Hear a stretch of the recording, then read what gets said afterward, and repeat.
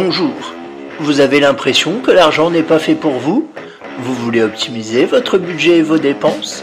Vous êtes souvent à découvert et vous souhaitez améliorer votre vision et votre gestion de l'argent? Alors, bienvenue sur Budget, le podcast qui t'aide à gérer concrètement ton budget. Définition, réflexion, technique, je vais vous donner mes clés pour dépasser vos croyances limitantes liées à l'argent et pour optimiser votre budget. N'hésitez pas à vous abonner et à partager ce podcast. C'est Franck. Alors aujourd'hui, on va voir quel est le bon moment pour investir dans tes projets. Ça, c'est une bonne question. C'est une question qu'on se pose tous, je pense, à un moment de notre vie. Quand est-ce qu'il faut investir dans mes projets? Alors j'ai envie de dire, déjà, soyons logiques, pour investir dans tes projets, il faut que tu en aies. Vous allez me dire, ça va de soi, mais des fois c'est plus compliqué qu'on ne le croit. Et c'est quoi un projet? Un projet, c'est quelque chose que tu veux faire, qui te tient à cœur, que tu as défini, et notamment où tu as arrêté une date. Alors ça peut être fonder une famille, être propriétaire,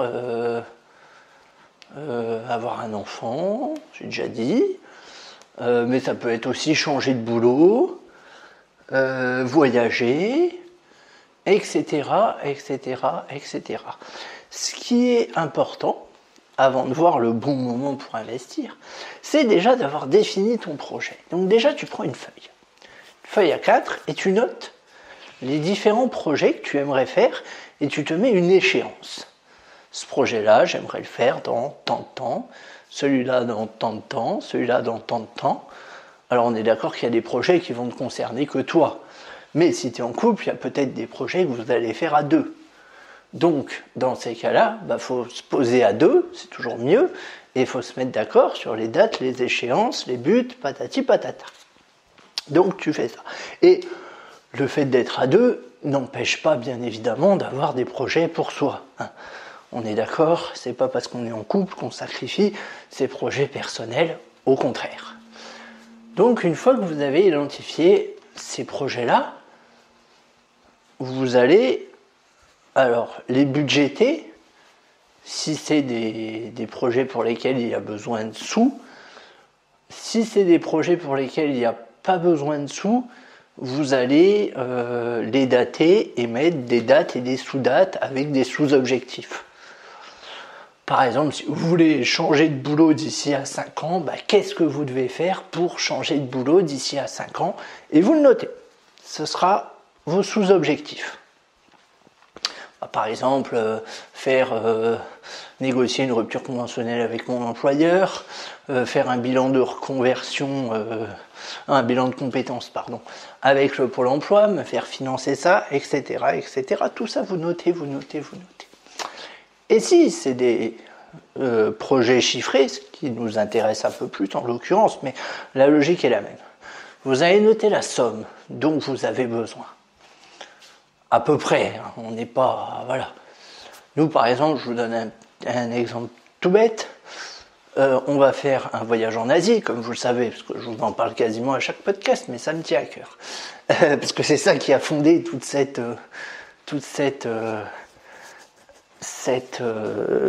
réflexion sur l'argent et tout ça. Et pour ça, on sait qu'on a besoin d'un budget de 15 000 euros, on savait qu'on devait l'avoir en un an et demi, on savait que ça faisait juste, donc voilà, il a fallu qu'on réfléchisse à comment on investit. Et là, vous faites pareil, vous prenez le budget que vous vous êtes fixé, vous prenez le temps qui vous reste, et puis vous divisez par le nombre de mois, tout simplement. Je sais pas, moi, vous voulez vous marier, ça coûte 15 000 euros, et vous voulez vous marier dans 15 mois, oui, je dis ça parce que ça tombe juste comme ça. Non, on va dire, allez, dans 30 mois. Allez, on va dire vous vous mariez dans 30 mois. Donc 30 mois, ça fait 2 ans et demi, en gros, à peu près. Oui, pile poil même. Ça fait 2 ans et demi. Voilà, tiens, très bien. Bon exemple. Vous êtes en couple, vous avez pour projet de vous marier. 30 mois, 2 ans et demi, dans 30 mois. Donc 2 ans et demi, vous savez que ça vous coûte 15 000 euros. Vous savez que par mois, il faut mettre 500 euros. C'est pratique, tous mes calculs ils tombent juste, c'est bien fait, il n'y a pas de virgule, non. Et vous savez du coup que pendant ces mois-là, vous allez devoir mettre 500 € de côté pour ensuite, le jour J, avoir la somme réunie. Sachant que, méfiez-vous, il faudra peut-être mettre plus, parce qu'il y a des frais qu'on va vous demander en amont que vous n'allez peut-être pas avoir tout de suite. Je vous explique, parce que c'est un peu nébuleux la façon dont je parle. Nous, pour le voyage, par exemple, il a fallu qu'on débourse 1000 € pour avoir les billets d'avion. On les avait budgétés, on les avait. Mais ce que je veux dire, c'est que 15 000 €, c'est la somme finale, mais elle sera entamée avant. Parce que vous aurez des dépenses à faire forcément avant le mariage. Donc, faut prévoir. Je ne sais pas si c'est très clair, mais c'est pas très important en fin de compte. Ce qui compte, c'est que vous allez décider d'investir 500 €. Je reprends, j'ai été coupé, désolé. Donc vous avez identifié qu'il faut mettre 500 € dans votre mariage tous les mois. Et à quel moment vous devez investir ? C'est pas compliqué, tout de suite, là, maintenant, le plus rapidement possible. Parce que le financement des projets, c'est une course contre le temps. Et la seule façon de battre le temps, c'est de commencer le plus rapidement possible. Même si tu commences par une somme minime, c'est pas grave. Alors là, je prends le mariage, je prends 15 000 €, c'est des trucs un peu extrêmes. Allez, mettons, tu veux t'acheter le dernier iPad Pro. Un exemple, aucun lien avec moi. Non, je rigole, j'aimerais bien me l'acheter en l'occurrence.